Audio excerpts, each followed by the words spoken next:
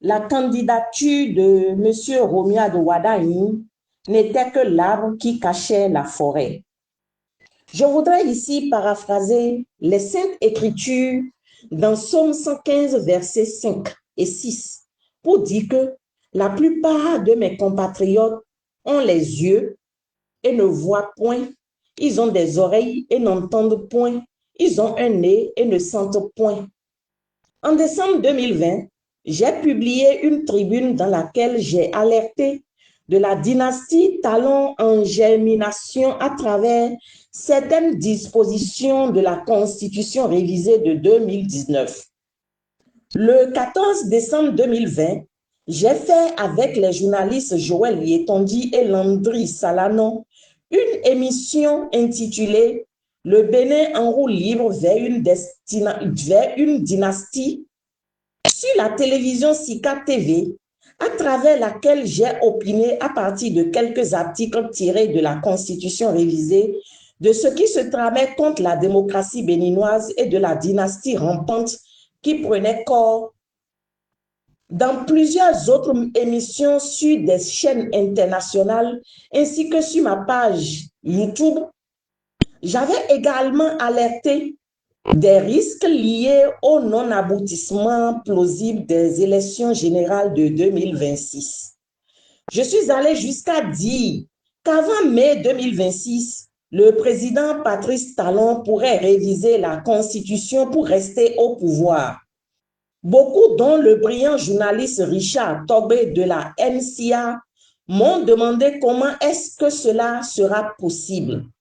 Le 28 octobre 2025, dans un petit test sur un forum, je réagissais à un post en ces thèmes. Gardez bien vos cœurs, puisque je ne serai nullement surpris de voir bientôt des députés, vice-présidents et membres influents du parti Les Démocrates monter au créneau pour charger le président Boni Yahi avant de rejoindre la mouvance présidentielle. Chers compatriotes, l'heure vient et elle n'est pas loin, la nouvelle révision de la Constitution pour favoriser la refonte totale des institutions pour laquelle les présidents d'institutions s'étaient réunis en décembre 2024. Le certain député de l'opposition précédemment acclamés comme des héros ne tarderont pas à poignarder dans le cœur le peuple béninois désormais privé du droit de vote pour élire librement ses dirigeants politiques en cautionnant cette révision. Plusieurs fois et récemment après la rencontre du président Patrice Talon avec la jeunesse au palais de la présidence, j'avais une fois encore expliqué comment le taux de 20% exigé dans le cadre des élections législatives pourrait entraver la paix et entraîner la poursuite des mandats. Ne soyez pas surpris de voir le président Patrice Talon remplacer le président Patrice Talon au lieu de Romia de Wadaini, déjà désigné président de la République avant le scrutin.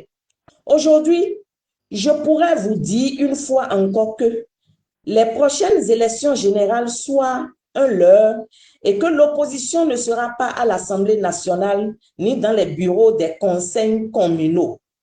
Chers responsables de l'opposition, je ne cesserai jamais de vous rappeler que le véritable combat se trouve dans la restauration de la démocratie par une assise nationale après la libération des prisonniers politiques et le retour au bercail des exilés politiques.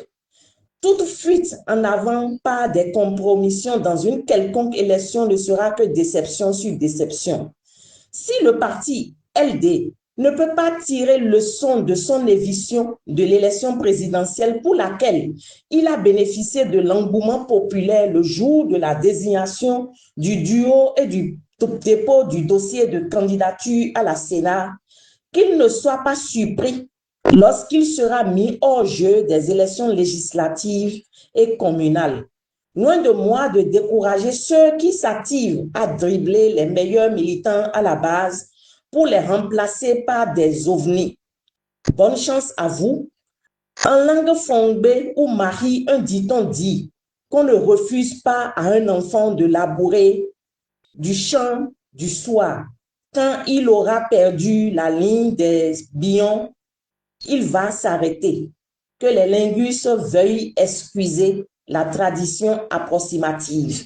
En goût, on dit, yemonogbe gleta, lilena yokpovuto zame. Pour finir, je vous prie d'épargner les prisonniers politiques et les exilés politiques de vos jeux.